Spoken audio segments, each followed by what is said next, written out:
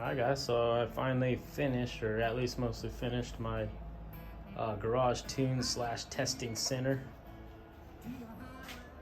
There's a brief look at the front. That frame down there, the cart, is made from an old bed frame and part of an old recliner frame as well, and casters from Harbor Freight. So a pretty sturdy thing. Anyway, most of this is a super budget build, just made out of things I already had or things I came up on deals. So basically the purpose of it is to have good music in the garage and it carts around, and it's also a 12-volt testing center for when I like to repair amps and stuff like that as a hobby. So the EQ up front, I actually repaired that and got it working to be part of this project. So that thing's pretty legit, allows me to tune whatever, however I want. I got these Polk component sets. They're halfway flush mounted, kind of recessed them a little bit, rounded the edges for the tweeters. They're in their own little sealed compartments each. The CD player I've had since like 2003 or something. It's just a legit CD player. It's worked pretty good, old Pioneer. And it's basically my on-off light and just voltage indicator. USB charging and standard cigarette lighter for later. This guy down here is my Bluetooth adapter that I tapped into the back of that CD player. Or because it has like the CD changer connections. And got a port right here for the sub, which is on the bottom. It's a JBL 10. And you can see the little feet I have under here too. So it can come off the cart, and and I took a nice little chip off that when I installed it in there. Oh well. Anyway, so it'll set on the ground too and be about 3 inches off the ground, or 2.5 inches off the ground. So you can set it on a bench top or whatever, but I think it's gonna stay in the cart its whole life. So it gets up there pretty loud in volume, mainly because I have that power horse back there, big old Precision Power PCX 5800, so a 5-channel amp. So yeah, right now I'm only using sub channel and the front channels. So I have the other channels open. It's kind of dark, but right there just to use as testing points if I need to. Whole thing's run on 8-gauge wire, which is plenty for such a short distance. So I got this area up here. You can kind of see it's 2 separate pieces. I made it removable, so I can just pull that section off if I need to access the inner stuff here. So it looks a little sloppy. I'm actually going to turn this around to get better light.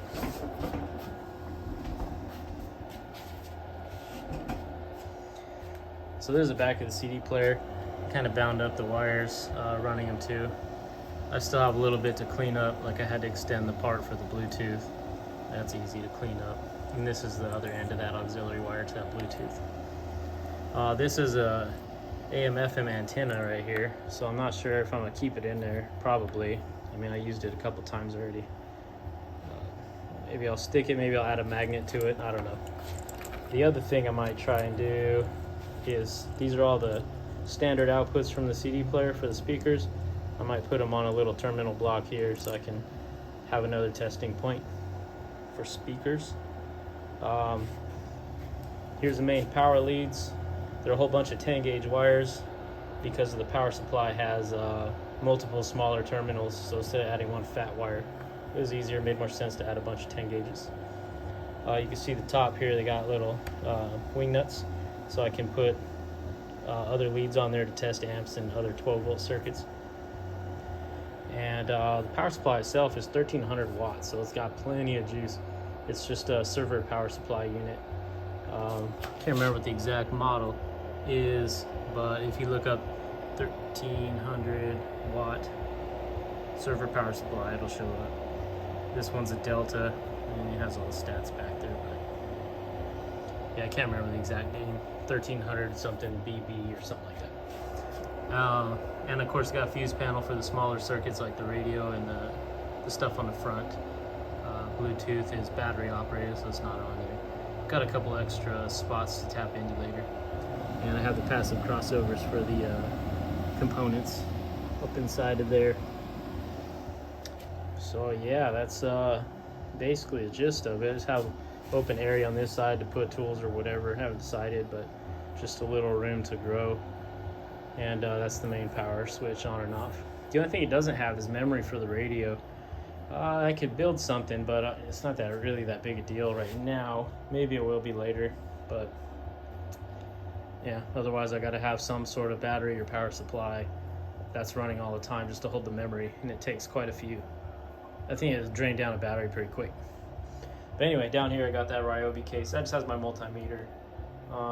Has a handheld oscilloscope, a couple other testing things in there. So yeah, that's it.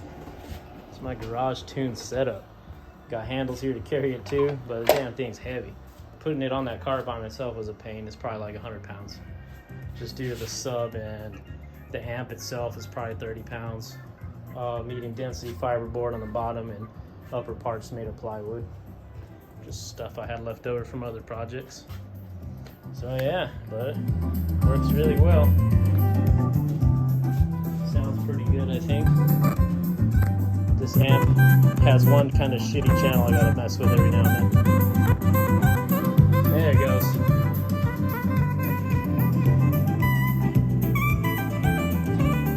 But yeah, I really like it. I think it's pretty good. Sounds good, rocks the house, and it's mobile.